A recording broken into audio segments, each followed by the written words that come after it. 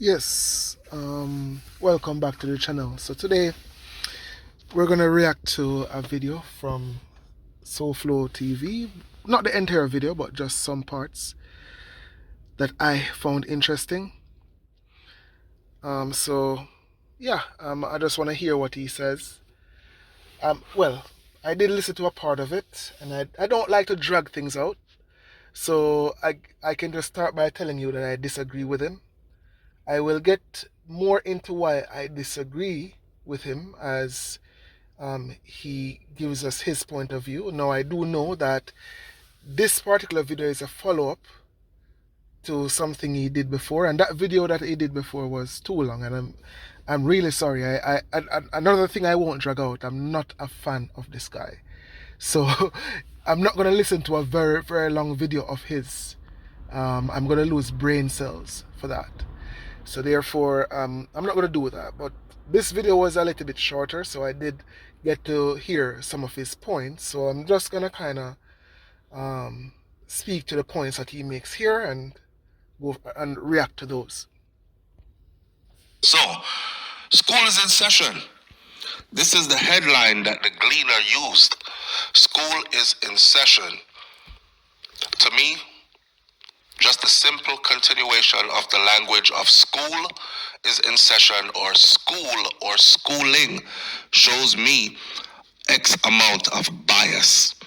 And when I say X amount of bias, I'm talking about Isaac Buchanan being the first person to use the word school, and now all the judges are using the same word. So this is it's amazing that he could draw that conclusion because, as he correctly states, it is I know Sir Pew would call him Ice Prat. um, but I don't want to go in that direction. Anyway, so it's Mr. Buchanan that used the term. The judge, the only other person who used the term is a judge replying to him. The Gleaner is going to do what a newspaper does. They're going to use sensationalized language to sell a story. So when he talks about the judges are using the term, therefore they are biased, that's a bit of a reach because he seems to be attributing comments made by the media to judges when only one judge actually use the term. And even if everybody else use the term, I mean, if that on its own is going to indicate bias, then he's setting a very low bar for that. School and schooled and schooling. Isaac Buchanan merely said there was a lacuna in the law, and he believes that there is nothing written in law that could back up or substantiate Vybz Kartel and the rest of the guys being locked behind bars still after the Privy Council has already quashed their conviction. So he was seeking bail for them ahead of the appeal hearing, which is now in process. The judge said, after Isaac said, Your Honor, school me, because that is why I'm here. That's saying that is why I'm here. I'm here to learn from you. So the judge says you will be schooled in tomorrow's judgment. You will be schooled in tomorrow's judgment. Already told me that that judge had already made up her mind and already knew exactly what she was going to say in the day to come, which she did. She denied the bail for the guys, albeit with good reason. Now, I'm glad that he agreed that the bail was denied for good reason. And he kind of he's gonna gloss over this particular point to move on to his conjecture. However, yeah, just want to highlight what the judge said, which is and the substantive points. And I'm not going to get into the exact language that the judge used, but the point of the matter is the hearing was not really a bail hearing per se. And the judge's point is that if somebody is under arrest and we are the prosecution is making a case against them, which is where, because the convictions no longer stand, that's where we are right now. They are under arrest, and the prosecution is going to make a case to see if they have a case to answer. And given the fact that they were convicted before, I think there is a strong possibility that there is a case to answer. So given the fact that that was not a bail hearing, it was not a forum that would allow for the defendants to be released. So I'm glad that he agreed that it was for good reason that they were not released. It's not that they were denied bail, they were not released, because you are allowed to keep suspects under arrest when they're being charged for a serious crime, even if there's still not yet a conviction. You don't need a conviction to keep somebody locked up when they are charged for a very serious crime. So he's going to gloss over that point, but just kind of want to highlight that. When the start of the appeal hearing was underway, the Jamaica Gleaner said, "School is in session." But "school is in session" was the words used by one of the three judges on the appeal panel. The appeal panel consists of three judges who will hear both the defense side and the prosecution side and decide if there will be a retrial or an acquittal, etc., etc. My problem with this is they are all connected, they are all friends, and they all have a vendetta. It is clear to see, and I've said this before from the first trial. Conjecture. Let's see if he says anything that gives any credibility to these assertions that he's making. The judge sided in a mistake with Paula Llewellyn, which I don't think it was a mistake. I think it was planned between that judge and Paula Llewellyn. She's the head of the DPP, Department of Public Prosecution. She wasn't even the one that was seeing the case through in court. She even said she would only show up to court to give those attorneys from her Department of Public Prosecution, the department she is the head of, she would show up to give them some moral support. So the judge calling her into chambers to discuss the case. Yes, there is something in the law that allows for her to be called into the chambers to discuss the case or to weigh her opinion on what the direction of the case should look like at that moment. But she wasn't the attorney who was working on the case, who was prosecuting the case. And this is how Paula Llewellyn became the face of the Vybz Kartel case. I want y'all to think about that. And then the judge actually sided with her when she said she's prepared to sweep this mistake under the rug, pretend it's a real mistake, and move forward with the case. Why did he not side with the other attorneys who were representing the defense? Why did the judge not side with them when they said we should not go any further than this? We need. Okay, so this guy is either a moron or he's just a sheep. He's just a puppet, an agent saying things that are simply supportive of this criminal, this murderer, because nothing that was said there makes any sense. Firstly, it is the defense. Well, he's glossing over some very important things. Anything that doesn't suit his argument, he just simply glosses over it, pretends as if it doesn't matter. So firstly, he says that it is within the law for the judge to see Paula Llewellyn, allowing her to have an ex parte conversation, right? So not indicative of corruption. You'll also notice that nothing that was said there supports any idea that these judges are all friends, because the judge that presided over the initial trial are separate judges from the ones who are now working with the appeals court. Thirdly, he said this mistake.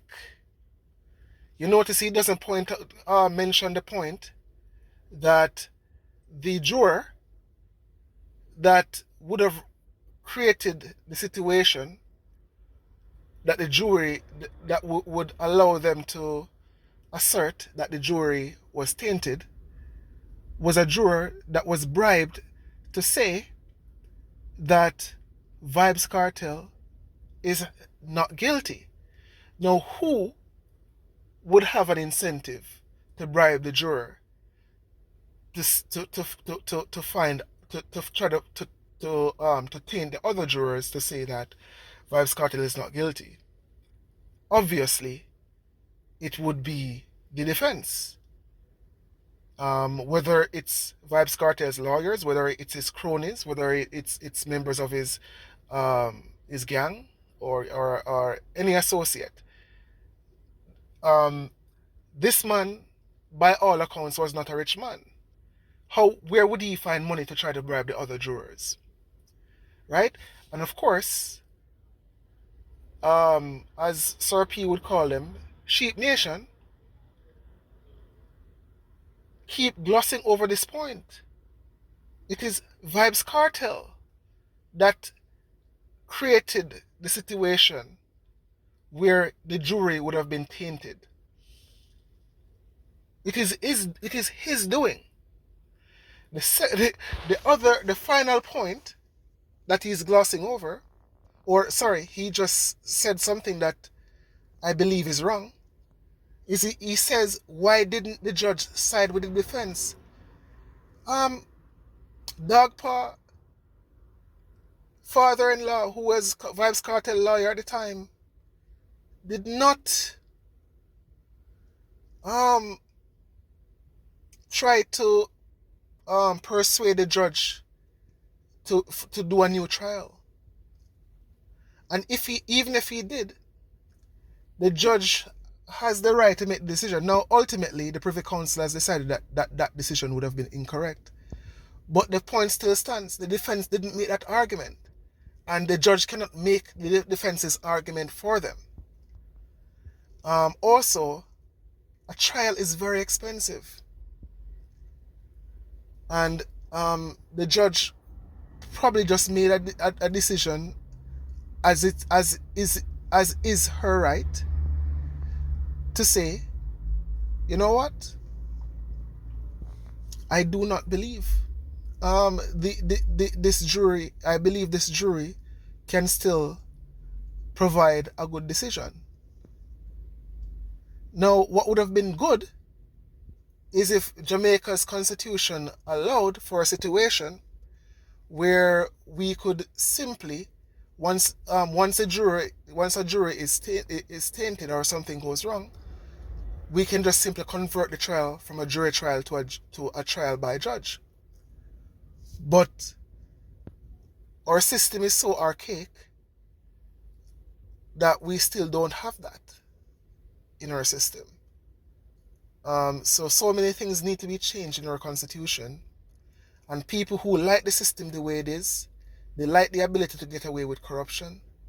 They like the ability of their criminal friends to get away with murder. So therefore, certain things are simply not going to be changed within the Constitution. And that part, I think, is very sad.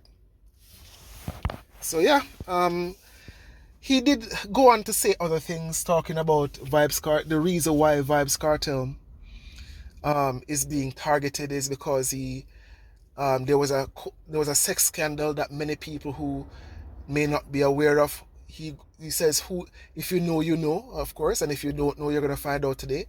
And of course, he doesn't offer any evidence. He speaks about this opaque person who has um people. You can go watch the video for yourself. I'm hoping if you go to his channel, you'll probably find it. So he offers no evidence. It's still conjecture. Not, and of course, this is not a court. He doesn't need to provide evidence per se. But if you're going to be saying things, you need to be able to. If there's a name you want to call that name, because for somebody to prove defamation, they have to prove that you lied. And if you did not lie, even if it caused the person harm, they cannot beat you in court for defamation. So if he knows of a name that he can call, he should call it. So and say this is the person that is targeting Vybz Kartel. But of course, he can't call a name because he is simply lying. So that's all I have to say about this particular video. I will have more to say about Vybz Kartel in future videos. And I'm sorry, before I end the video, there's one thing I wanted to point out. So under his own video, that was the top comment. So takes so 10,000 sheep can't change one light bulb. So of course, as Sir P would say, Sheep Nation was not so happy. So even under so Sheep Nation was not so happy with this comment. But the fact that it was upvoted shows that even under his own video on his own channel, people are not buying his argument. So here it is again, another upvoted comment. Every time you advocate for this convicted murderer, you lose credibility. So this tells you, under his own videos, the comments are not friendly to his point of view. So yeah, just wanted to point that out, that Jamaican people are wanting change. We're wanting the country to improve, to be better. People who are living there want opportunity. We've all seen the evidence.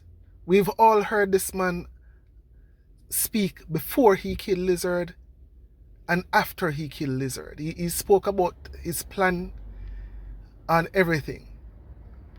There was not, these people like to pretend as if there was no evidence. There was a witness who was there, and the prosecution can still call that witness, hopefully, because that witness is still probably depending on the government for protection. So I'm thinking that witness will still be there. And that witness is the best piece of evidence that the prosecution has. They think that phones and were the evidence that were used to convict Vybz Kartel, but no. The case against him is very, very strong from all different angles. So the point is, Jamaican people want change. I plan to go back to Jamaica after I've achieved my goals and I no longer need to work for money. I want to enjoy my money in the land of my birth. There are many people who live outside of Jamaica who want to go back. There are many people who live in Jamaica who want opportunity. Now, there's a cycle when it comes to violence and crime and poverty. The two things create each other. crime creates poverty because crime suppresses economic activity. Also, poverty also leads to more crime in certain situations. Now, I do know that there are countries where there is significantly worse poverty and there's significantly lower crime. So I am not trying to pretend as if we can just scapegoat the poverty and say this is the reason why crime is there. However, poverty, poor communities in a country that already has an acidic culture, we all agree that the culture of the country is what leads to the violence. But when you have poverty within that culture, it also leads to more violence. So that cycle continues. Poverty and violence, violence to poverty. It spirals continuously downward. And Jamaican people want to escape that. I'll give you an example as to the reason I know that economic activity. Because I lived it. I grew up in the ghetto. I lived in a tough neighborhood. When I was in Jamaica, I had a job, as I said on a previous video. And this job was okay. I was making okay money, but it was not enough money for me to live a decent life, plus save some money for my future. And I've always said if I can't save money, that means I'm moving backward in life. I thought of a few different things. I tried Juta, because if I did Juta, I would not be exposed. After Juta did not work, the next option was me to drive a taxi. As you can see on my screen, that's the Uber icon, meaning while I'm making this video, I'm driving Uber. I make deliveries, I carry passengers over here. I've come over to this country and I have the same situation except for one thing. I have a decent job still, but now I can actually hustle on the side without fear that I'll be killed. Not that I cannot be killed, not that I'm untouchable, but statistics, numbers don't lie. The statistics says that my city, Halifax, is significantly safer than the city I used to live in Montego Bay.